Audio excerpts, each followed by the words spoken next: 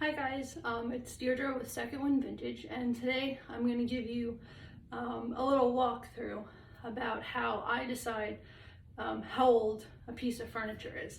I'm by no means a 100% antiques expert, so sometimes at the end, like you always go to an expert for confirmation and stuff like that. But this video is going to be pretty much a beginner's guide to how to tell how old your piece is. And that's a very important thing because one, when you're listing your piece, it's always best to give the most information about it as possible. So if you can tell how old it is, when it came from, stuff like that, it really helps sell your piece. And another way is when you're buying it, at least I found, everyone's grandfather handmade and hand carved everything. Everything is 300 years old and whatever. And most of the time it's not. It's from the 1900s, somewhere in there. So it's important if that person, one, if that person is presenting it as such and charging a price for that so you don't get taken for a ride. And two, when you're reselling it, you don't go, oh, it's from 16 whatever, and charge a price for that and become that person. So this is a quick little video that'll give you a general idea. Okay, so the first thing I go by is how the piece looks. What is the style? Because different styles happened at different times throughout history. They always have a starting point when it was new and all that stuff, and then there's usually a couple revivals because, you know, everything comes back around in fashion. Same thing is true with furniture. So you look at a piece this style to get the general idea first. The sprucecrafts.com is an excellent site for looking at little articles that will let you know all about different styles of furniture. So like, it'll be like, oh, how to recognize Applewhite furniture. It'll have a bunch of pictures. It'll give you a good description. I'm going to try and remember to put a link to that site down in my description. So just familiarize, that's not a word, familiarize yourself with it a little bit. And even if you don't, you can do some quick online Google searching to find out. So that's our starting point. We're going to look at it and we're going to decide what style is it. Okay, so this piece I have here is a Chippendale Style dresser. It's got the curved OG feet. It's got the square linear form, slightly Asian influences. Okay, so this style is Chippendale Style. Chippendale first came around in the mid 1700s, went to about early 1800s, dropped off the map, came back in the late Victorian period, went away again, and then exploded in 1940. So most of the 1940s pieces we see today is in the Chippendale style. So we're very familiar with this style of furniture. So we got three options to where it's from. So what I like to do is I'm going to look for things that are going to either confirm or deny the initial style time period. So the first and most easiest thing is if your piece has locks. There's a big difference between pre-1900s locks and post-1900s locks. So after 1900, they started totally embedded in the wood. So it's wood, and then the lock mechanism on the inside. Before that, you have your wood front and your metal bit will just be hanging out in the back and you can see it. So I'm going to pull out the drawer and we're going to take a look at this lock mechanism. Oh, that is a bad drawer. There's so many things in here. I should have cleaned that out. Okay, but don't mind that mess. So we can see our lock is hanging out. It's not totally embedded.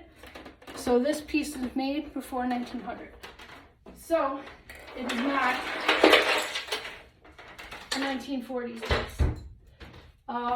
The next thing we look at is how our drawer was made, the drawer itself. How it's joined together is another excellent way. So there are pretty much 4 different ways you can make a drawer. The first one, you just hammer the piece of wood into the piece of wood, or you have one slide that goes into it. That's done forever and still done. So if that's your case, you can't really tell where it's from. Then you have 2 types of dovetail joints, hand cut and machine cut. And then you have your nap joint or pin and scallop. So we're going to take a look at this drawer, and we can see our dovetails. There's not that many of them, and they're kind of skinny and weird. Like, to the naked eye, they look identical to me, but they're not. But they're skinny and weird. If your dovetails are skinny and weird like this, and they used as few as they could possibly get away with, that means they're hand cut. So hand cut dovetails stopped being used around 1870s-ish in the United States. If your piece is European or English, they held on to the hand cut dovetails up to like the 1960s. So if it's an American piece and it's got hand cut dovetails, it was most likely made before 1870. I'm going to show you an example of this. These are machine cut dovetails, just so you can see what I mean when I was like, these are skinny and weird looking. These are machine cut. They're fat. They're exactly the same. This drawer is about the same depth as this, and look how many they have on here. They have a lot because it was made by a machine, so they just went hog wild. They didn't have to, take into account like how long is this going to take for me to do. So this is what machine cut looks like. If you see this, your piece is made around 1900 or later in the US. So that's machine cut. And then let me just show you our pin and scallop. They actually figured out how to do pin and scallop before they figured out how to do a machine cut dovetail. And as soon as they figure out how to do the machine cut, they stopped doing the pin and scallop because they want everything to look traditional and old and antique and not like a newfangled thing. So this style was only done between 1873 and about 1900 when they figured out how to do the thing. But let me show you here.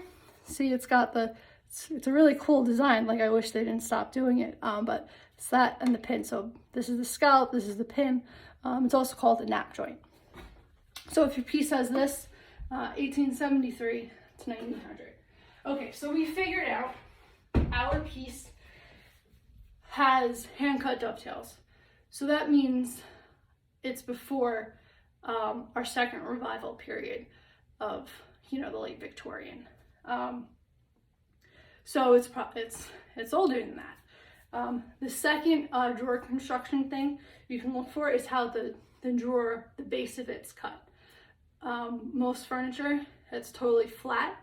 But before about 1840, they would have it so it would be flat, and then it comes up into its drawer tracks, and that's called a chamfered drawer edge. So if your piece has that, it's most likely pre-1840 in the US, because in Britain they still did that until the 60s too, because they like to be a pain in the butt. Okay, so let's take a look at our drawer bottom. This is going to make a mess. I'm going to have to vacuum because I didn't plan ahead. Okay, there we go. We're going to look at it.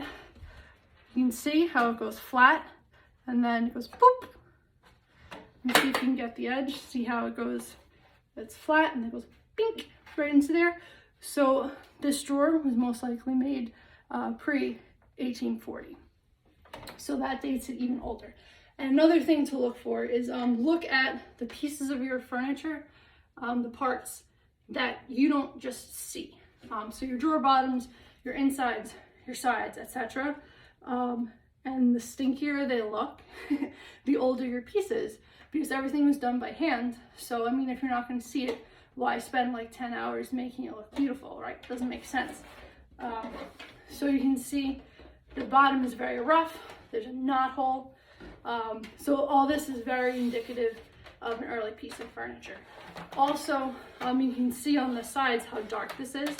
This isn't dirt. This is what happens to wood when it's hanging out in oxygen for hundreds of years. So it's oxidized, which is a good indication of age as well. So based on our little thing, we can tell this is not a 1940s piece of furniture. This is a handmade piece of furniture, and it's at least early 1800s. It might be 1700s, but I'm not a complete expert. I don't know.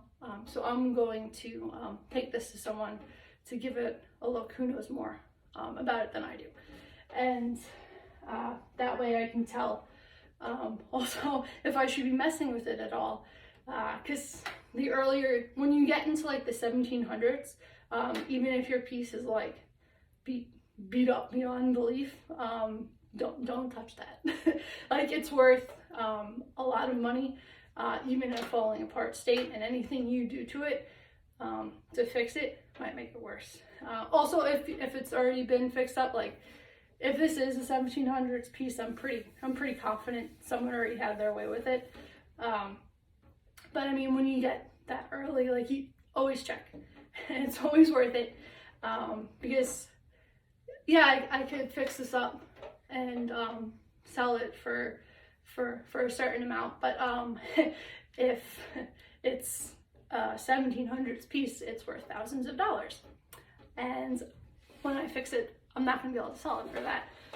I mean, if it wasn't a 1700s piece. So that's another reason why it's good to be able to tell the difference. Because if you're shopping from your home and someone's like, oh, this is from 1750 Chippendale chest, and you check out your drawers and they're machine cut, it's not, it's from the 40s. And although it's a super high quality piece of furniture, there's nothing wrong with 1940s furniture. It doesn't command the same prices as American 1700s.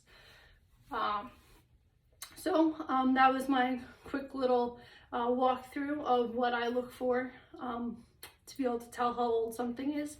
Hopefully it helps you guys be able to tell, if anything, just to be able to write a really cool description about your piece, and really talk it up, because that's always good. It's always really awesome to know the history behind your pieces, if anything else also. So hopefully it was informative, and get to sleuthing. All right, thanks for joining. Bye.